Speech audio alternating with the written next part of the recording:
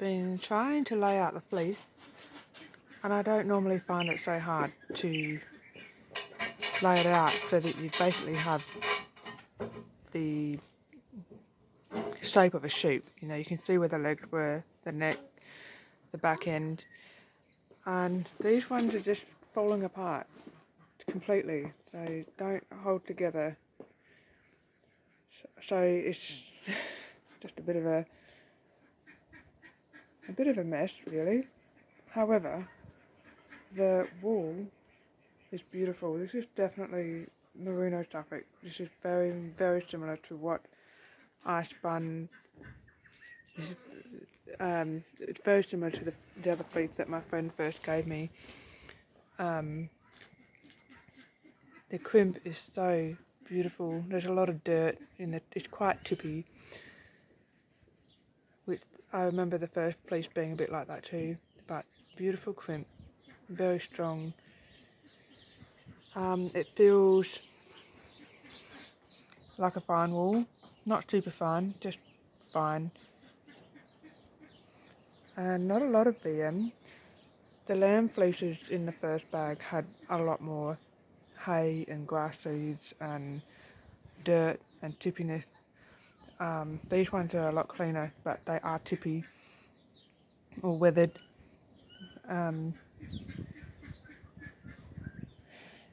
Yeah, it's beautiful.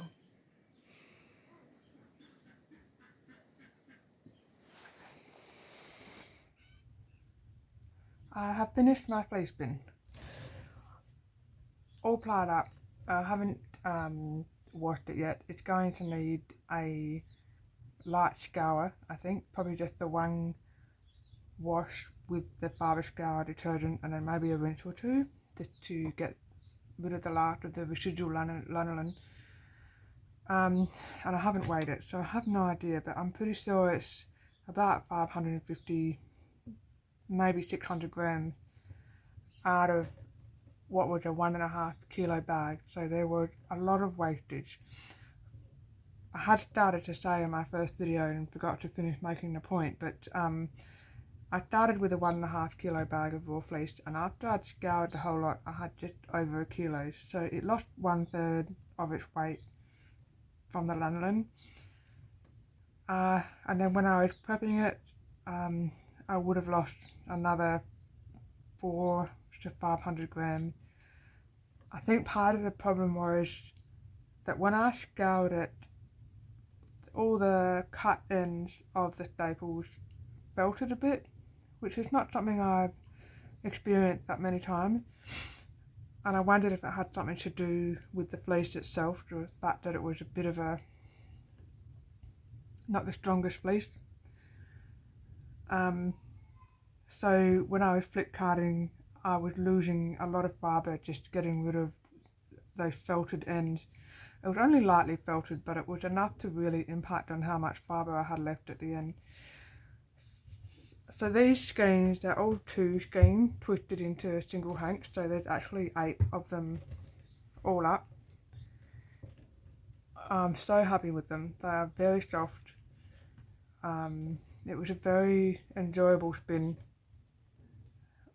and the very last thing I did with just a little bit of what I had left on the bobbin was a little experiment I've been wanting to try for a while, which was to chain ply 2 singles together, and so that you actually get a 6-ply yarn. So it's quite a bit thicker and it's very round. The yarn is very round, and I think I might have over twisted it a little bit just because these were somewhat low twist singles anyway, and so when I chain plying 2 singles together, I really didn't have a it didn't need a lot of twist to ply it and get it balanced, and so I had to work really fast to make sure I didn't over twist it too much. But that was just an experiment, and I don't know, I might do a bigger amount of it with something else another time. So that fleece bin is done. And I finished up my last video talking about a whole heap of fleeces that a friend of mine had given me, to the farmer that has all the farmland around our place, and she just gave me these really beautiful fleeces. There's 3 lamb fleeces and 3 adult fleeces. I'm pretty sure at least 4 of those fleeces, definitely the 3 adult ones and 1 of the lamb fleeces, are Merino Suffolk, and I just love Merino Suffolk, I've realised. I will get to what I've scoured so far.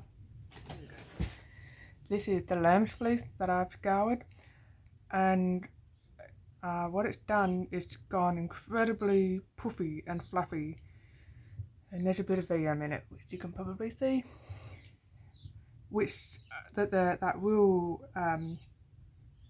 puffiness, where I haven't lost the lock structure, but it's nowhere near as clear and tightly contained as I've noticed like a pure superfine merino.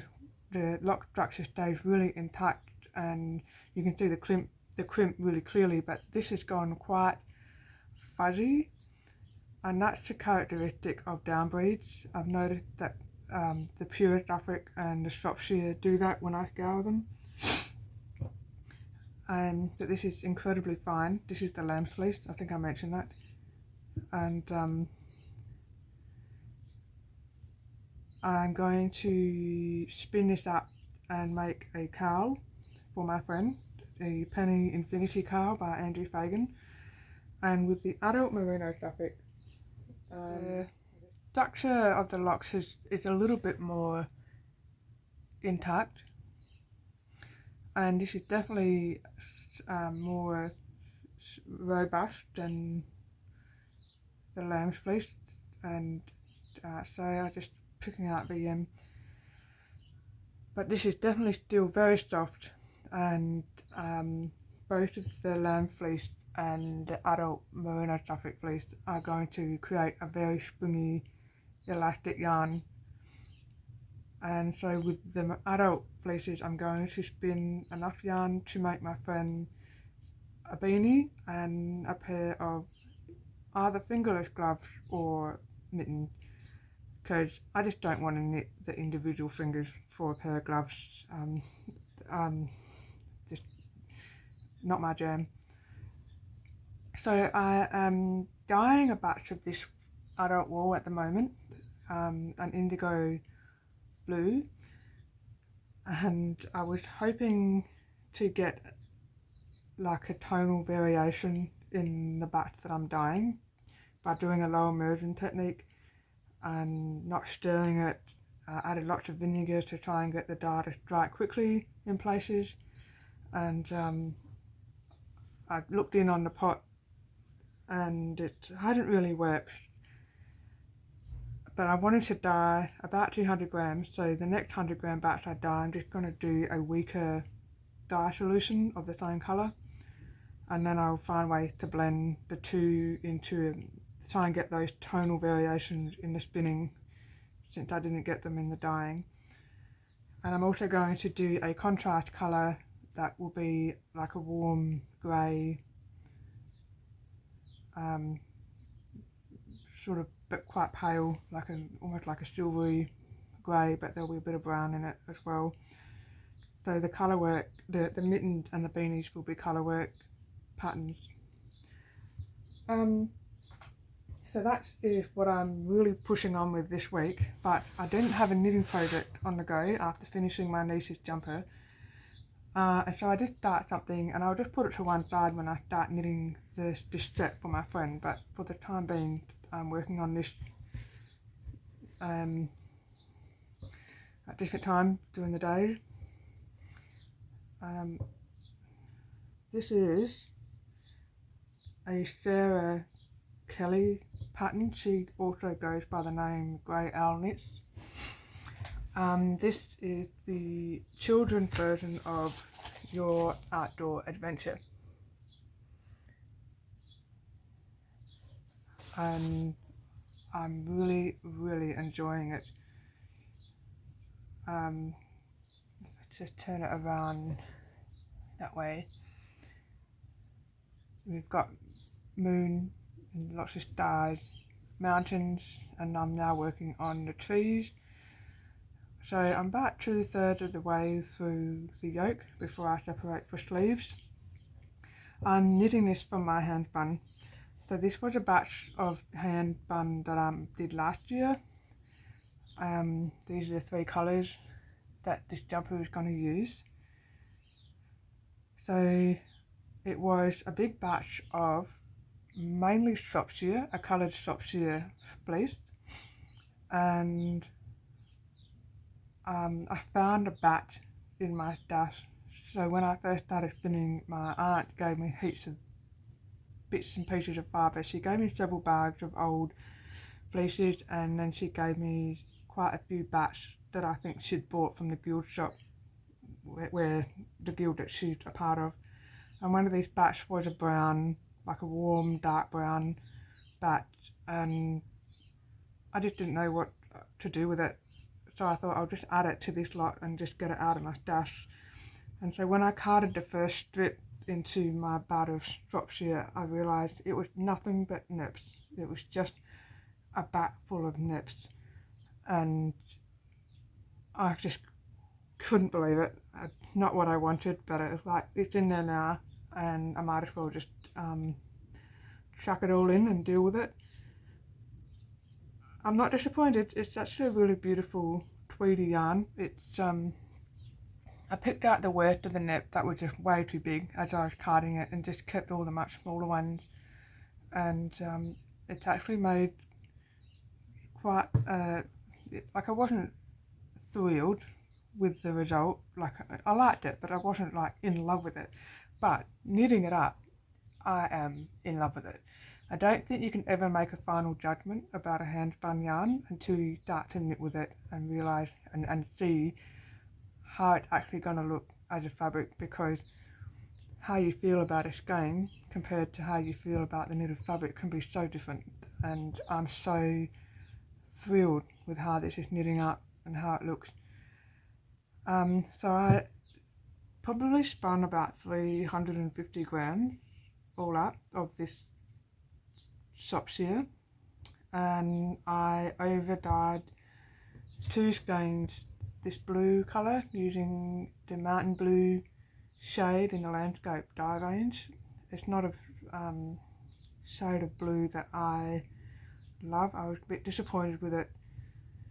I thought it was going to be a much darker, moodier colour, but again, that's what you get when you look at things online thinking, oh, that'll be nice, and then when you actually get it in real life, it can sometimes be quite different. I should really just get a landscape dye shade card. That would be a much better way to inform my decision making process, but I thought maybe if I over dye it, I might get a shade of blue that I really like. Again, I liked it, didn't love it, but knitting it up, I love it. Like, I just love this combination. Like, just turned out so much better than I imagined. And then I over dyed another 2 skeins with the colour kelp, another landscape dye shade, and this is beautiful. And this is all fingering weight, so this is a very slow knit. This is just hours so far, and I'm a slow knitter, so this is going to take me a long time, but I am really enjoying it.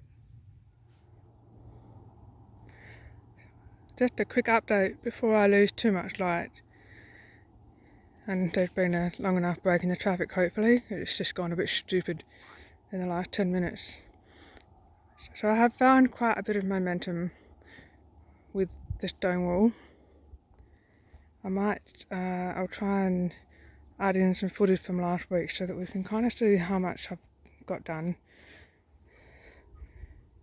The hardest, lowest part is doing the bottom. I have to dig out a trench so that the bottom of the wall is at the level of the paddock on the other side of the fence, because we're a bit raised the block, our property is kind of raised up a bit. So today I would have dug out about 3 metres and then rolled in all the big rocks.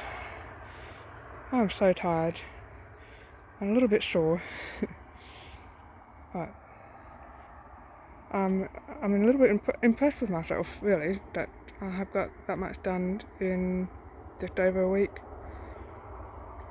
what with everything else going on.